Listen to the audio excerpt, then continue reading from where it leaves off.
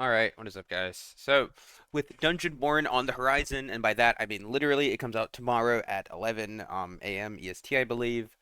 I thought I'd make one more video, not necessarily just about Dungeonborne this time. I kind of just want to compare the two because I know a lot of people, like, whenever I make videos on Dungeonborne, a lot of people get, like, really pissed off at me because, like, oh, selling out to, like, the worst game or something like that, which is stupid because I played both games. I love both games.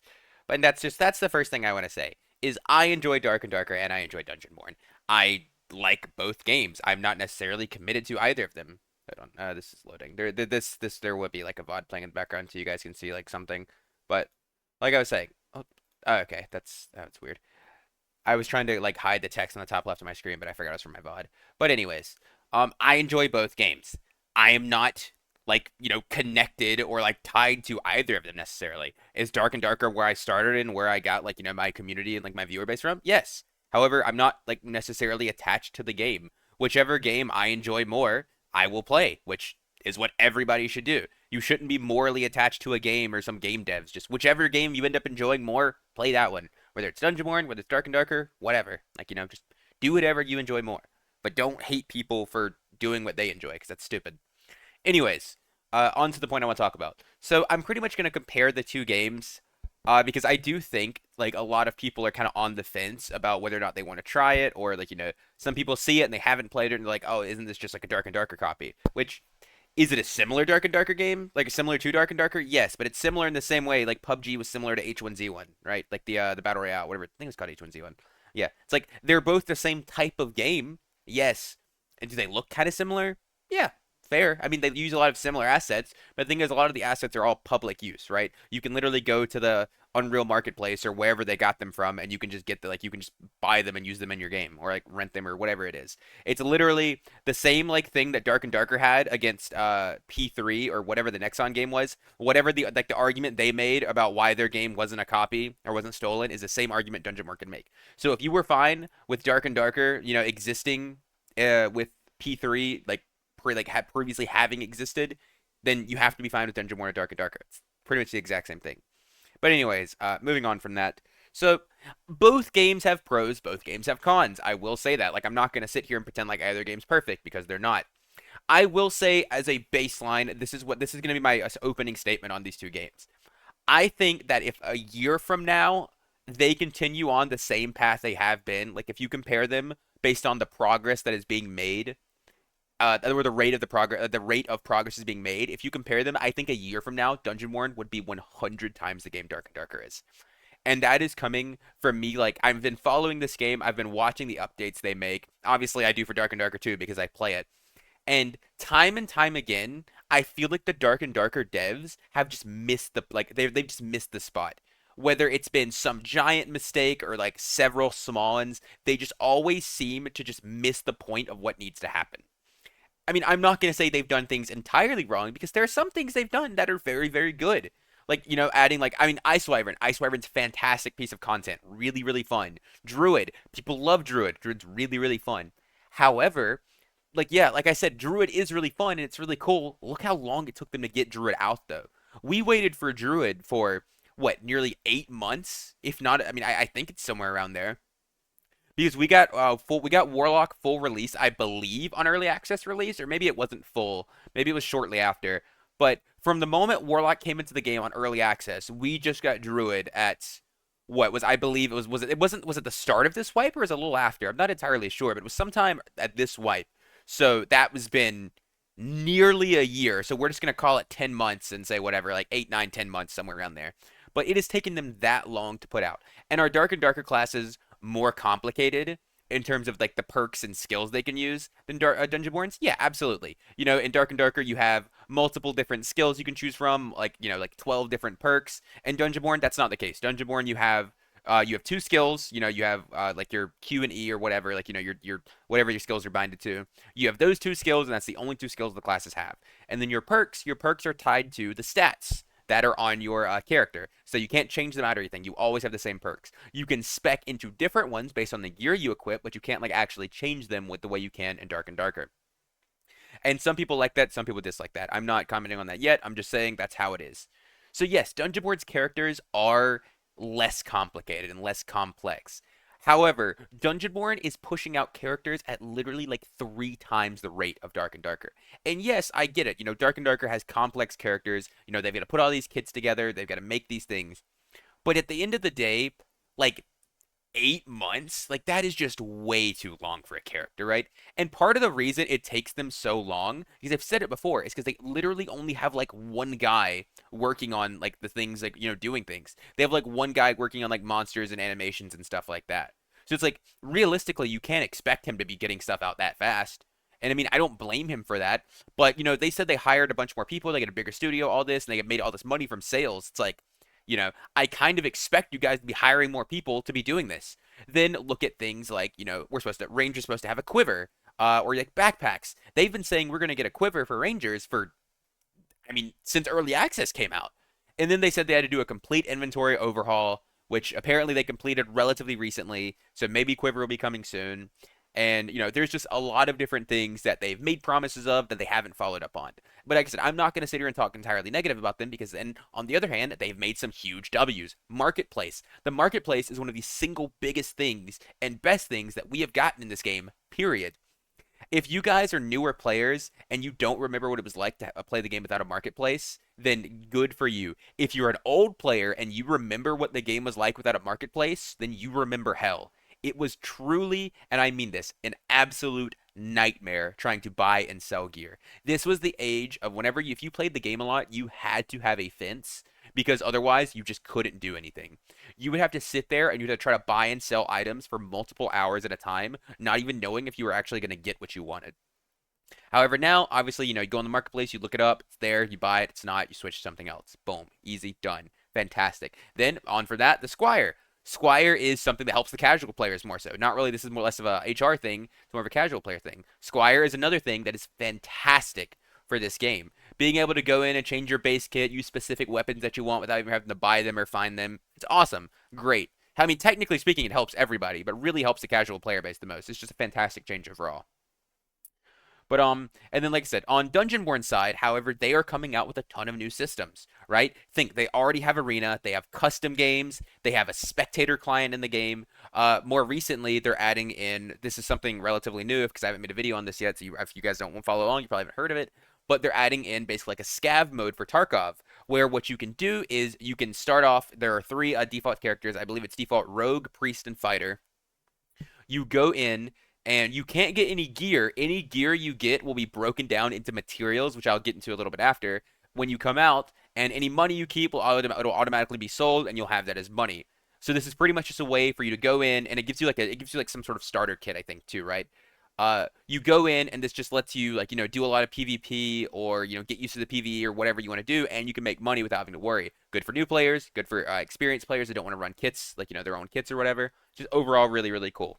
And I kind of mentioned it before. I think I mentioned it. Honestly, I already forgot because I said spectator and customs and everything. But they already have arenas. Dark and Darker doesn't, obviously.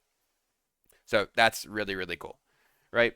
And then, just other than that, if you guys have actually played Dungeonborne, compare it to the first test of Dungeonborne back when it was called Project Crawl, around 5 to 6 months ago, I believe. Comparing that to what it currently is now is night and day. So yeah, a lot of people are going to look at the game for what it is currently and be like, oh, I don't like it, or I like it, or whatever. But what I'm really looking at is I'm looking at like the progress and dedication that devs are showing and the direction they seem to want for their game.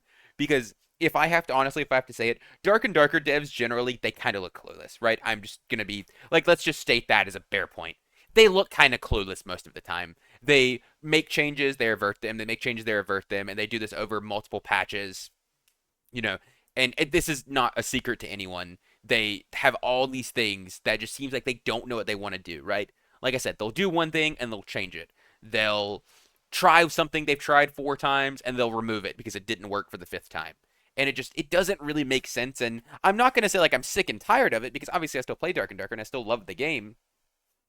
But at the end of the day, it's like, how long can players go like that with like that happening to them? Because if now, right now, game is a ton of players, it's popping, boom, it's great, fantastic, right? Wonderful.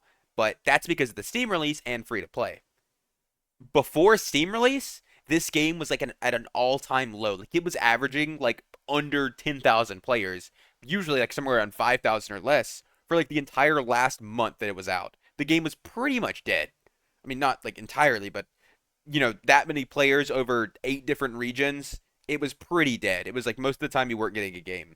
And right now, like not that it's a problem, but most of the players in the game are all either going to be free to play players or they're going to be players that are all like in norms, which is generally the free to play players because they can't go HR.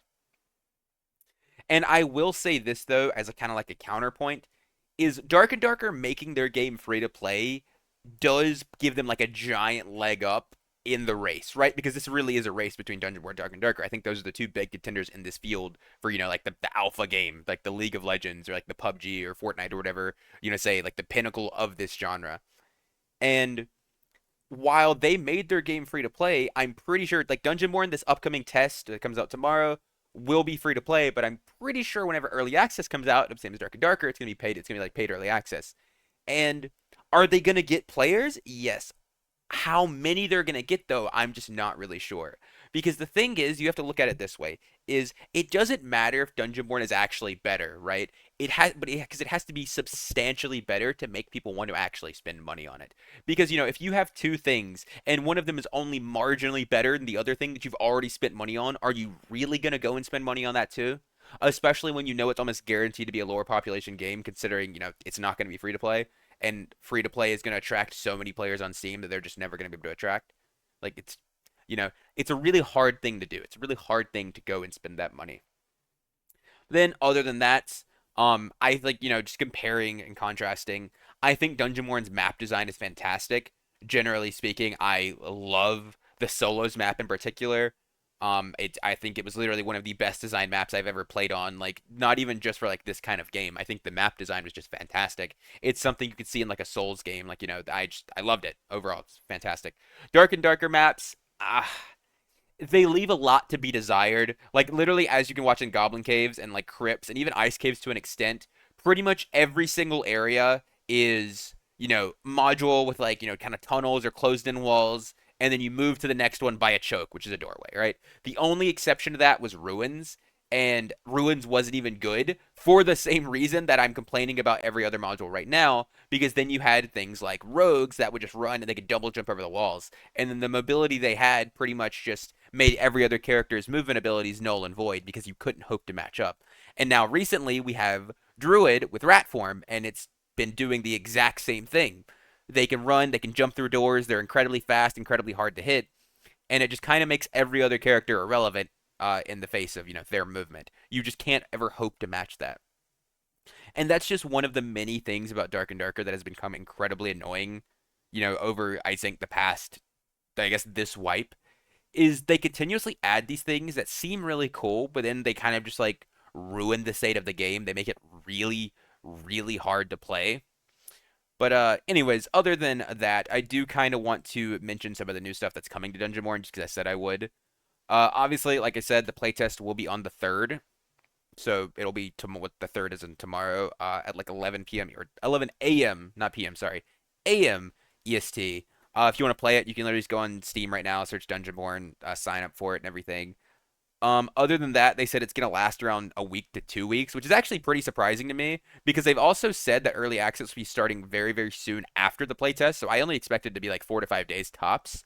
But this is going to last like 2 weeks. And they said they said early access is to come out in June. So that's going to be pretty cool, right? They said literally shortly after the playtest concludes. Other than that, they're going to be adding in a season system. If you played like Path of Exile or Diablo or something, you're going to be very familiar with this. It's exactly what you're thinking. So how it works is, how Dark and Darker functions on a wipe-based system where every 2.5 months the game wipes, everything is gone, starts from zero. That's not going to be the case. Actually, I'll keep this playing so you guys can like watch this and skip to the next game. Um, so how, like I said, like there's a wipe-based system for Dark and Darker. Every like 2.5 months, everything gets wiped. You start back from zero. How this will work, seasons, if you don't know, it's similar, but everything that you do, whenever like it wipes, it'll be thrown onto like an old server, effectively, right? So anything that you have, you can still access on that server, but everything new, like they'll have like a new theme or something for the new season, which will be on its own. So like like, oh, I want to play the new season. Okay, you start over, new character, everything like that. Oh, I don't want to. I want to play my old character that ever had everything from like the last wipe. Okay, cool. That's all saved in one spot, right? And that's pretty much how it works. They said they're going to do seasons, I believe, every few months, and each new season's going to have a major content update. Other than that, is there anything I want to talk about? Not really sure. Oh, yeah, no, actually, this is actually really, really cool. Okay, so there will be heirloom equipment, and pretty much what this is you can like build your own piece of gear from a base. You can like build the rolls, you can upgrade it from like rarities and everything. Really, really cool system. If you want to know more, you can go look in their Discord. I'm not going to go over a ton of it 'cause it's actually pretty complicated. And truthfully speaking, I'm not really sure I understand it entirely. And the thing is, there are limits because it's like a handcrafted piece of gear. You can only equip, but if like so many of them, like usually like I think it's three, and then you can loot them off of players, and you can either equip them or destroy them, but you can't sell them. So you can't sell them on the trading house. And other than that, um, I think that's pretty much all for the new stuff for Dungeonborne. Yeah. Well, I guess they showed off their druid finally, but I mean I'm not really going to talk about that right now in this video. That's not super relevant, I don't think. I mean, it kind of is, but I don't really feel like talking about it. But anyways, other than that, in comparison for the two games, like I said, I love both games, right? I'm a big Dark and Darker fan. I'm a big Dungeonborne fan. I'm gonna play both of them. When the playtest comes out for Dungeonborne tomorrow, I'm gonna play it. I probably won't play Dark and Darker for the duration of the test. I mean, maybe I'll do, maybe I'll play it a tiny bit, but for the most part, I'll probably be streaming and making YouTube videos on Dungeonborne because I'm enjoying it. And I will say this: a lot of people's complaint, number one complaint is, oh, it's clunky. And I'm not going to say it's not, but I think it's like the clunky in the sense of that's how their game is supposed to be designed. It's supposed to play that way. And it's a lot different than Dark and Darker, yes, but I don't think that's necessarily a bad thing. So I will say this, and I will recommend it. Go give Dungeonborn a try. Don't just hate it without even trying it. If you try it and then you hate it, fair. If you don't like it, it's not for you. Perfectly fair. Go back and keep playing Dark and Darker. I'm gonna keep playing Dark and Darker too. I will play both of them because both are fun. But other than that, yeah, I think that's gonna wrap it up for the video. So thank you guys for watching, and hope to see you guys in the game tomorrow. Yeah, catch you guys next time. Peace.